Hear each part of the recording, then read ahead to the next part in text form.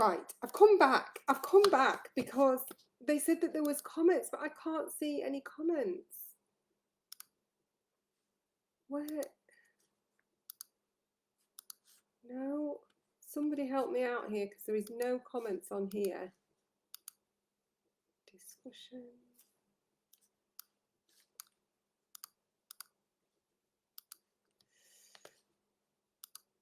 Sorry guys, I've come back on because Jazz has said to me that there are questions here, but I'm not seeing any questions at all. Event logs, no.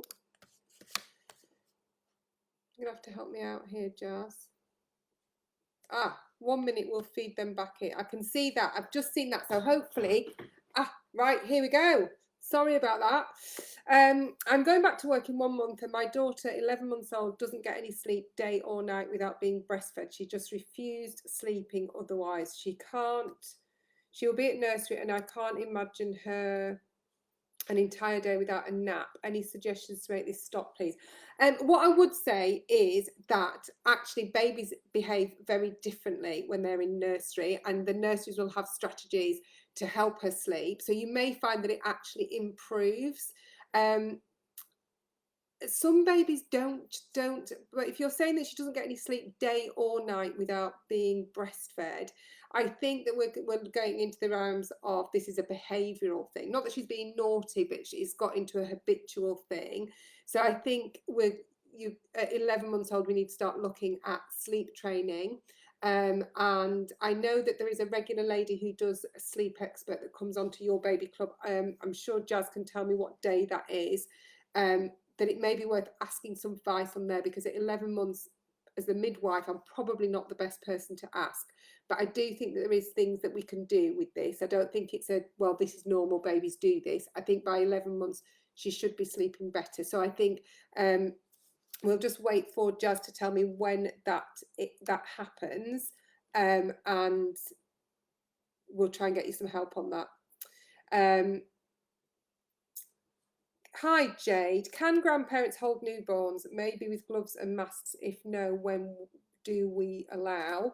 I think the difficulty with this is, it's funny because my parents are coming tomorrow. I've not seen my mum and dad since Christmas, and they're coming tomorrow. And the rule really is that they can come in the house, but they are still supposed to socially distance. So they're not supposed to come in and wrap their arms around me and give me a big hug.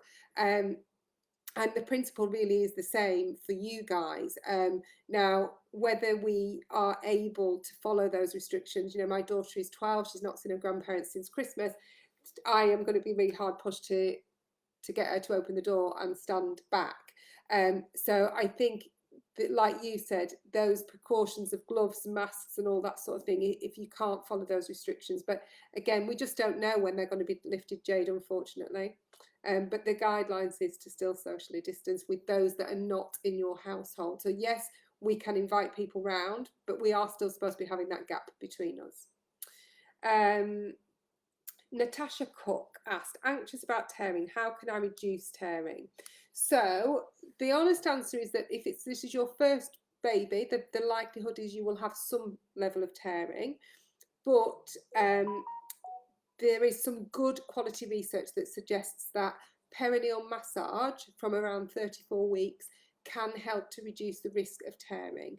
So it's basically, if you think about your bottom being here, and this is your vagina, your labia, and this area here is the perineum, and it's doing deep tissue massage in that area to try and stretch it out about 2 or 3 times a week with an oil. You can use any sort of oil, olive oil, coconut oil, that sort of thing. And also eating dates is also supposed to be helping to reduce your risk of bleeding. So that's another good one. So from about 35 weeks, eat dates. I'm now 41 plus 3 and starting to get fed up. Any tips? Also, if I go past 42 weeks, can I still have a water birth? If you are induced, that potential for a water birth may be reduced, and also at the moment whether they're actually doing them in your hospital. Have I got any tips? do some colostrum harvesting, so hand expressing, because nipple stimulation is thought to increase the chance of going into labour. Sex, if you feel up to it. I really wouldn't bother with the spicy foods and all that sort of thing, because all it really does is aggravate your tummy. And you really don't want to have an upset tummy as well. But yeah, nipple stimulation is supposed to be the one. What else have we got? Can't believe I came off and there was all these questions. Can an epidural done wrong cause lumbar spinal stenosis, and what is the best outcome treatment for this, please? Okay, this is well out of my remit. So you can get a severe headache. There are risks associated with epidural, but they are rare. But the anaesthetist will go well and truly through all of those risks with you at the time, and it's not in my job remit to go through that, I'm afraid. So I'm going to skip that one. You can still ask our sleep consultant questions over on our Instagram stories today. Otherwise, next Thursday at 1 p.m. on live on Facebook. So that goes back to our lady that's got the baby that won't sleep unless breastfed. So yes, so Instagram stories today or next Thursday at 1. Is there a maximum age children should breastfeed until? My son is 3 and continues to breastfeed, but some people think there is something wrong with this. I think that it's a really good question, and it's a really difficult one. I fed my daughter till she was 2, but I have to be honest, when I look back, I think that I did it that long because I didn't want to stop breastfeeding. The research that we've got looks at the benefit, how long it's sort of seen to be beneficial for. And most babies generally tend to sort of stop when they want to stop. But I think it's because it's not sort of in any guidelines or recommendations that from a nutritional point of view, it's a necessity. And I think because it's not the norm, that's why you get these looks and comments from other people. I think at the end of the day, it comes down to what you want to do and what your baby is happy with. And if your baby wasn't happy, they wouldn't continue with it. But yeah, there's no harm, but it's not nutritionally needed. This is my first baby. I'm about 31 weeks and I'm really scared about giving birth. What is your best advice for reducing anxiety? Yasmin, my best advice for you, my lovely, is to sign up to my free antenatal class. It's a 2-hour class. The next one's on Saturday morning. And that gives you an opportunity to really explore everything, ask as many questions as you want. And I think really understanding all the different things that can happen. So in my class 2, I talk about cesarean section, forceps delivery, all the things that we don't want, so that you understand what's going on. And I think that's half of the anxiety, is not knowing what everything is about. So that would be my advice, is to get yourself some antenatal classes, and you come to the right place, because I do them. And the first one's free. Can you find out what the sex of the baby is in a scan at 12 weeks? It's a little bit too early, so you would still need to wait for it to be conclusive. I'm 22 weeks with an anterior placenta. Should I be worried at this point if the movements don't seem as frequent? No, not at all. So at 22 weeks, there's still time yet for you to get into that regular pattern. So I would say that by the end of the 24th week, you should be able to really sort of say, yes, this is a regular pattern, or you're concerned. How much breast milk should I express to give my 4-week-old boy, and how often? And should I discard the first few drops because of the high lactose content? No, I think just express as normal. Oh, there's a link just popped up for my antenatal classes. Fabulous. So for your 4-week-old boy, I would say generally, from a formula point of view, the rule of thumb is that babies need around about 120 to 150 mils of fluid per kilo per day. So I think you could probably work it out from there.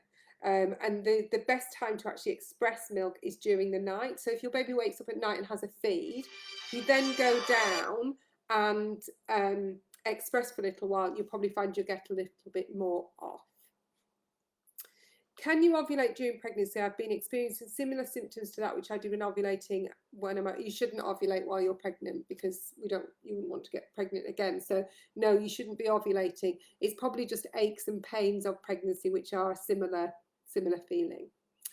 Have you heard about raspberry leaf tea and its benefits to bring on labour male labour quicker? I don't know what the male labour quicker is. If so, do you recommend it?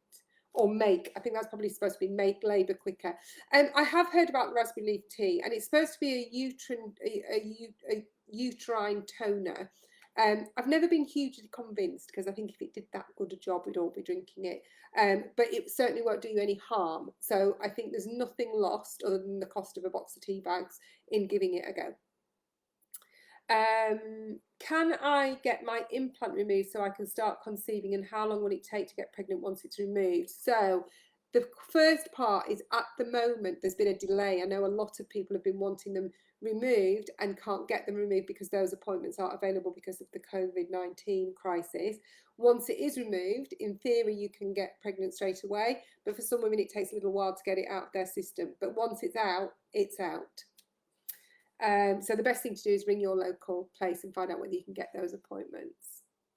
Louise is back to answer your questions. Louise is back to answer the questions. And I'm very sorry about that initial mix-up. I don't know where all the questions were. There was nothing here. Have I answered everybody?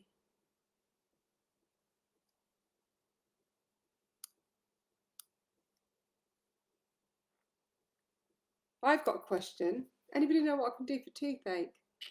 Rang the dentist today and they just said, we'll take it out if you want. I was like, no, I don't want you to take it out.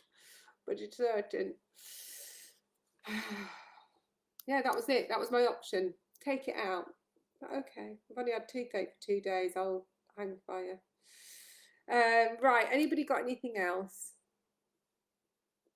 Okay, so I'm going to end because there's no more questions firing up. I am sorry that it's all been chaotic behind and I'm out of my uniform and I don't look like a midwife and I made a mess at the beginning.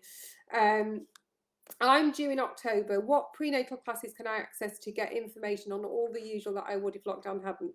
I'm a first-time mum. I need information and support, and these haven't been mentioned to me in appointments so far. Well, again, you've come to the right place. This link just further up is my antenatal classes. The first one is free, and you will not find a more comprehensive antenatal class. There is 8 classes, and you can pick and choose. You don't need to do all 8. You can just choose whichever ones you want. They're all about 2.5 hours long, and they're 10 quid per couple. So they're not going to break your bank, and they are the best in the country. I've been told. I have been told. I've got a copper coil and I've been struggling to get a doctor's appointment to get it removed so we can start trying. How soon after removal can we start? Any methods to try for a girl? Oh, lots of questions there. Again, it's just going to be coming down to your doctors or where they do it in your area as to when you can get it removed. I would imagine once you've had your first period after it's removed is the best time to start.